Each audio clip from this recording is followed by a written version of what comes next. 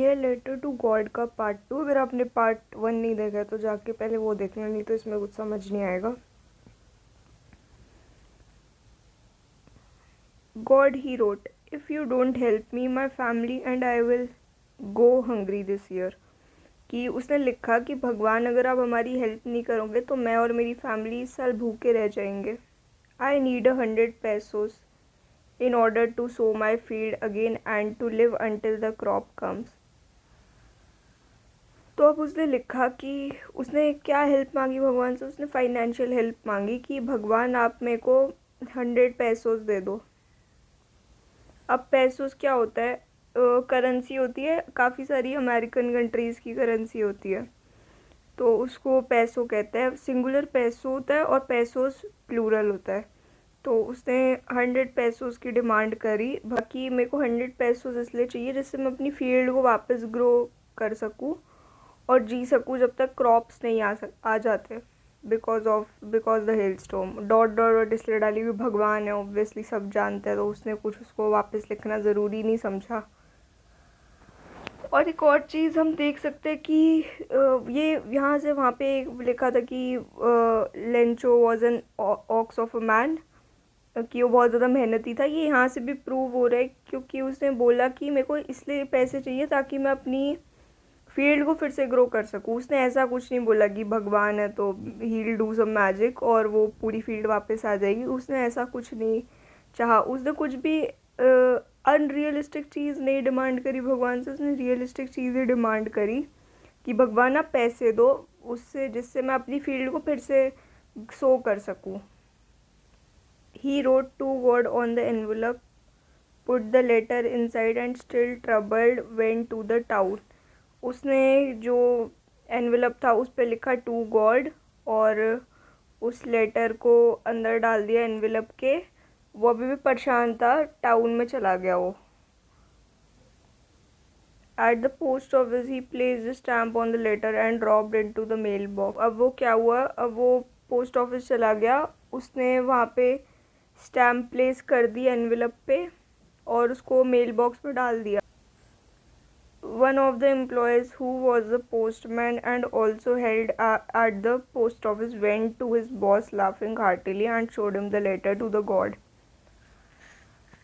तो वहाँ पे एक एम्प्लॉय था जो कि पोस्टमैन था, पर वो पोस्ट ऑफिस में भी हेल्प करता था।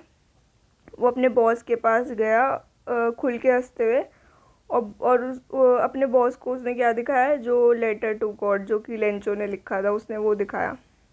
Never in his career as a postman had he known that address. अब अगर मैं आपसे पूछूँ आपको भगवान का एड्रेस पता है तो आप बोलोगे नहीं पता, ऑब्वियसली किसी को भी कैसे ही पता होगा। तो वो बोला कि मैंने अपने करियर में ऐसा मैंने अपने पूरे पोस्टमैन के करियर में ऐसा एड्रेस कभी नहीं देखा कि भाई बंदे ने भगवान को ये लेटर लिख दिया, इतनी फेथ है। अगर मैं बोलूँ कि मैंने कल भगवान को लेटर लिखा तो एक तो यार एथिस्ट लोग भी होते हैं जो एग्जिस्ट करते हैं, बट जो मतलब बिलीव रखते हैं भगवान में वो भी ऐसा एक्सपेक्ट नहीं कर सकते कि भगवान को ही लेटर लिख दिया। The post master, a fat amiable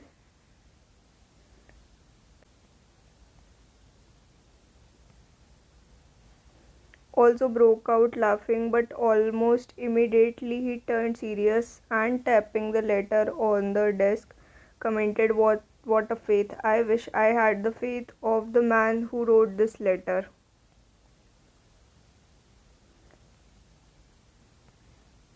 अब जो पोस्ट मास्टर था, a fat amiable fellow, fat का मतलब मोटा था, एमिएबल का मतलब होता है फ्रेंडली। जो अगर मान लो करेक्टर स्केच पूछे पोस्ट मास्टर का तो आपको लिखना है कि वो फैट एमिएबल फेलो था और ही वॉज काइंड, उसने बिना कुछ एक्सपेक्ट करे बदले में उसने हेल्प करी। तो ये सब चीज़ें आ जाएगी, इम्पॉर्टेंट है ये फैट एमिएबल, ये सब चीज़ें जो मैंने बताई ये याद कर लो। तो ये जो पोस्ट मास्टर था वो भी हंसने लग गया, पर वो इमीडिएटली वो सीरियस हो गया। उसने जो लेटर था उसको डेस्क पे टैप करा और बोला कि क्या फेथ है, I wish I had the faith of the man who wrote this letter. काश मेरे पास भी ऐसी फेथ होती जिस बंदे ने लेटर लिखा है इसके जैसी। Starting up a correspondence with God, कि भाई बंदे ने भगवान को ही लेटर लिख दिया। काश मेरे अंदर भी इतनी फेथ होती जितनी इसमें है। So in order not to shake the writer's faith in God, the postmaster came up with an idea answer to the letter. तो वो इसकी फेथ को देख के बहुत ज़्यादा इम्प्रेस हो गया था और उसने डिसाइड करा कि मेरे को यार इसकी फेथ को नहीं मतलब शेक करना है, कि उसकी फेथ भाई रहे भगवान में जो है। वो इस आइडिया के साथ आया कि अब मैं इस लेटर को आंसर करूँगा। But when he opened it was evident to answer it he needed something more than goodwill, ink and paper. उसने लेटर को खोला, उसने ये चीज़ रियलाइज़ करी कि यार इसको आंसर करना उतना आसान नहीं है जितना मैं सोच रहा था, क्योंकि ये कुछ और मांग रहा है, ये फाइनेंशियल हेल्प मांग रहा है जो कि गुडविल, इंक और पेपर से ज़्यादा है। मतलब मान लो आपके पास कोई लेटर आया, अब आपको उसको आंसर करने के लिए क्या लगेगा? गुडविल लगेगी, सद्भावना लगेगी, कि आप हेल्पफुल हो, सपोर्ट कर रहे हो, then you are answering the letter. Ink लगेगी और पेपर भी लगेगा। बस आपको ये चीज़ें लगेगी, पर उसको क्या चाहिए था? उसको चाहिए थी financial help. But he stuck to his resolution. He asked for money from his employees. He himself gave part of his salary and several friends of his were obliged to give something for the act of charity. पर वो अब still अपनी बात पे अड़ा रहा कि मैं हेल्प करके रहूँगा। उसने जो एम्प्लॉयज़ थे उनसे पैसे मांगे, उसने अपनी सैलरी का तक पार्ट दे दिया, मतलब अपनी भी उसने सैलरी दे दी थोड़ी बहुत। उसने अपने दोस्तों से पैसे मांगे और वो खुश थे कि वो चैरिटी के लिए कुछ दे पा रहे हैं। It was impossible for him to gather together the 100 pesos, so he was able to send the farmer only a little more than half.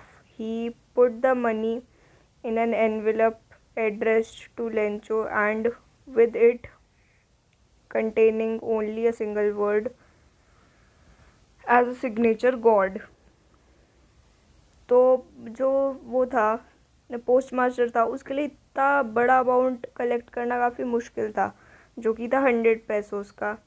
तो वो जितना वो कलेक्ट कर पाया, वो कितना कर पाया, इसमें लिखा है कि he was able to send the farmer only a little more than half. Only a little more than half मतलब 100 का हाफ देखा जाए होगा 50, तो वो 50 से थोड़ा सा ज़्यादा ही दे पाया फार्मर को। उसने दिए 70 पैसोस फार्मर को, जितने वो कलेक्ट कर पाया। उसने अपना बेस्ट दिया कलेक्ट करने में। अब बंदा क्या करेगा? उसने अपने दोस्तों से मांग लिया, एम्प्लॉयज़ से मांग लिया, खुद की सैलरी का पार्ट दे दिया, तब भी नहीं कलेक्ट कर पाया। तो जितना उसने कलेक्ट किया उसने उतना दे दिया। उसने जो पैसे थे उसको रखा एनवेलप में, एड्रेस किया address to Lencho and with it a letter containing a single word as a signature, God. उसने लेंचो को एड्रेस करा और उस पर सिर्फ एक वर्ड लिखा, गॉड। अब उसने गॉड क्यों लिखा? उसने गॉड इसलिए लिखा क्योंकि वो जो राइटर है उसकी फेथ को शेक नहीं करना चाहता था। वो जो लेंचो के अंदर अनवेवरिंग फेथ थी भगवान को लेके, वो उसको शेक नहीं करना चाहता था। नहीं तो यार मान लो मैंने किसी को लेटर लिखा है, मान लो उसे पैसे मांगे, मुझसे 500 रुपये मांगे, मैंने दिया, अब मेरे को चाहिए क्रेडिट, तो obviously I right my name on it. But he was so kind that he wrote God, क्योंकि वो उसकी फेथ को शेक नहीं करना चाह रहा था जो उसकी भगवान में फेथ थी। The following Sunday Lencho came a bit earlier than usual to ask if there was a letter for him. तो जो आने वाला संडे था उस दिन लेंचो जल्दी आ गया ये पूछने के लिए कि भाई मेरे लिए कोई लेटर आया है। It was the postman himself who handed the letter to him, while the postmaster, experiencing the contentment of a man who has performed a good deed, looked on from his office. तो जो postman है उसने खुद ही उसको वो letter दे दिया Lencho को, और जो पोस्ट मास्टर है वो सेटिस्फैक्शन को एक्सपीरियंस कर रहा था आदमी के, कि उसने एक अच्छा डीड परफॉर्म करा है। ऑफिस में बैठे बैठे वो देख रहा था ये सब होता हुआ। Lencho showed not the slightest surprise on seeing the money. Such was his confidence, but he became angry when he counted the money. क्या हुआ, जो लेंचो है वो ज़रा सा भी सरप्राइज नहीं हुआ, उसको लगा भगवान नहीं दिए पैसे देके, वो ज़रा सा भी सरप्राइज नहीं हुआ। वो उसको इतना फेथ था, इतना कॉन्फिडेंस था भगवान में।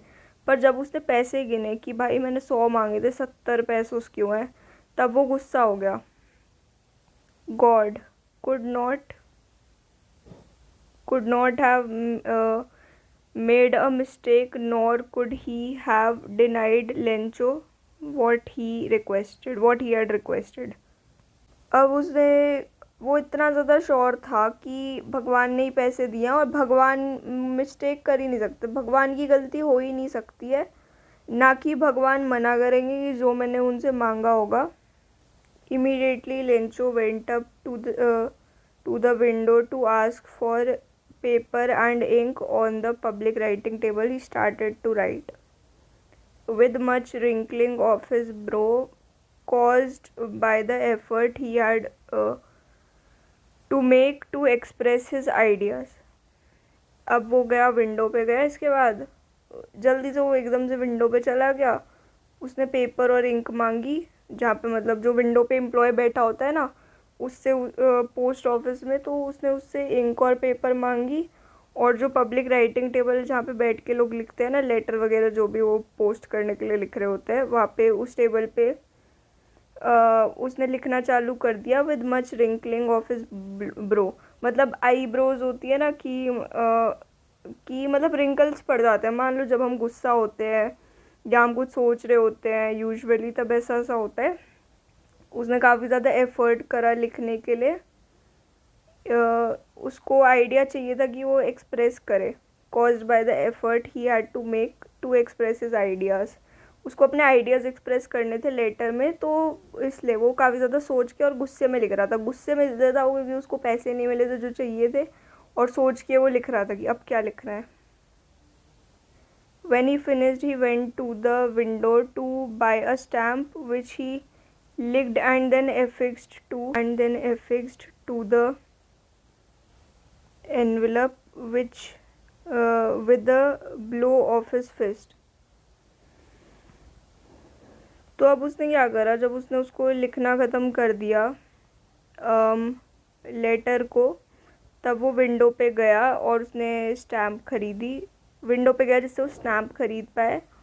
उसने स्टैम्प को लिख करा और देन उसको उसने एफिक्स का मतलब उसको देन उसने चिपका दिया, और फिर उसने अपनी उस पर फिस्ट मारी जिससे कि वो अच्छे से वो चिपक जाए, स्टैम्प निकले ना। The moment the letter fell into the mail box, the post master went to open it. It said, God of the money that I asked for, only 70 pesos reached me. Send me the rest since I need it very much. अब क्या हुआ, जब उसने वो letter को mail box में डाल दिया, तब जो पोस्ट मास्टर था वो गया कि उसको खोल के देखिए कि क्या लिखा है। और ऑब्वियसली उसने लिखा तो वो यही सोच रहा होगा कि इसने कुछ अच्छा ही लिखा होगा, थैंक यू गॉड, ऐसा कुछ लिखा होगा। पर उसने लेटर खोला और जो लेटर था उसमें लिखा था कि भगवान, ये जो मैंने पैसे मांगे थे आपसे 100 पैसों, उसमें से आपने बस मेरे को 70 पैसों दिए हैं। सिर्फ मेरे पास 70 पैसों पहुँचे, जो कि बाकी के हैं मेरे को। Send me the rest since I need it, मेरे को बाकी के भी भेज दो क्योंकि मेरे को उसकी बहुत ज़्यादा नीड है। But don't send it to me through the mail because the post office employees are a bunch of crooks. Lencho, भगवान मुझे पैसे दे दो, मेरे को उसकी बहुत ज़्यादा ज़रूरत है, पर जो आप पैसे भेजो वो मेल से मत भेजना। आप तो भगवान हो, या तो आप डायरेक्टली भेज दो, या जैसे आप भेज सकते हो वैसे भेज दो, पर प्लीज़ आप जो अमाउंट भेजोगे उसको मेल से मत भेजना, क्योंकि ये जो पोस्ट ऑफिस एम्प्लॉयज़ हैं ये धोखेबाज है कि उन्होंने ले लिए पैसे, but they were the people who helped him. वो लोग थे जो पोस्ट ऑफिस के लोग थे, एम्प्लॉयज़ वगैरह थे, पोस्ट मास्टर, इन लोग ने उसकी हेल्प करी थी और वो इनको धोखेबाज बोल रहा है। बंच ऑफ क्रूक्स का मतलब यहाँ पे है धोखेबाज। This is the irony of the chapter. उसको भगवान में इतना फेथ थी कि उसको लगा यार इंसान तो हेल्प ही नहीं कर सकते। आयरनी का मतलब कॉन्ट्रडिक्शन टाइप का हो गया कि जिसने हेल्प करी उसी को ऐसा बोल दिया। लास्ट में लिखा लेंचो की मतलब लेटर लिखा है, तो लास्ट में नाम लिखते हैं ना कि आप मान लो आप किसी को कार्ड दे रहे हो, लास्ट में अपना नाम लिखोगे, फ्रॉम जो भी आपका नाम है वैसे। एक बार आयरनी को ढंग से समझ लेते हैं। जो लेंचो था उसकी हेल्प किसने करी? एम्प्लॉयज़ ने करी, जो पोस्ट ऑफिस के एम्प्लॉयज़ थे उन्होंने। पर स्टिल उसने उन्हीं पे ब्लेम डाल दिया कि यार यही है, धोखेबाज है, इन्होंने मेरे पैसे ले लिए, आप मेरे को किसी अलग तरीके से पैसे भेज देना भगवान। पोस्ट मास्टर था जिसने इनिशिएटिव लिया था कि वो पैसे कलेक्ट कर पाए ताकि कुछ हेल्प हो जाए, क्योंकि उसकी फेथ को देख के इम्प्रेस हो गया था। तो उस पर यार वो कुछ रिटर्न में एक्सपेक्ट नहीं कर रहा था कि कुछ रिटर्न में मिलेगा। और जो पोस्ट मास्टर था, आयरनी उसी पे लूप हो गई, उसी को धोखेबाज बोल दिया, एम्प्लॉयज़ को ही धोखेबाज बोल दिया। तो दिस इज़ आयरनी की कॉन्ट्रडिक्शन टाइप। आयरनी को अगर एक वर्ड में समझे, सिनोनिम है उसका contradiction. That's it for the chapter. अगर आपने पार्ट 1 नहीं देखा तो वो देख लेना। Make sure to like, share and subscribe. और अगला चैप्टर आपको कौन सा पढ़ना है ये बता देना। और if you want me to discuss the question answers then you can tell me in the comment section, क्योंकि I don't think कि अब आपको ज़रूरत होगी, क्योंकि अब आपने पूरा चैप्टर लाइन बाय लाइन समझ लिया। But still if you want me to explain the question answers you can tell me in the comment section and I will make a separate video for it. बाकी doubts के लिए भी comment में लिख सकते हो।